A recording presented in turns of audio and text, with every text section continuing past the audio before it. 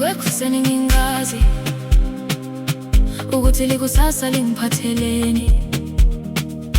Ngizabalaza ngedrop busuku nemini, ngizamela abantwana basekhaya kuthi belale bedlile. Abantu bathi qina ndodana, kodwa kuyoze kube yinini ngibekezela. Ngiyazama ukwakha ikusasa noma impilo ingekho lula. Imizamo yami ayibonwa umuntu, ngiphokophele impilo engcono. Noma indlela inzima kangaka,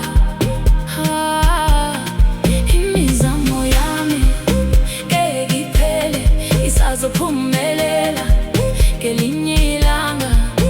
Ngoba konke engikufisayo ukuphila impilo engcono.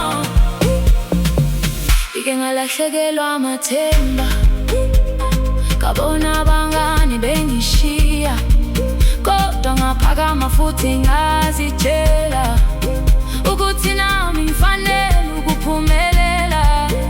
Mama wangitshela ngisemncane, ungavumi impini wehlule.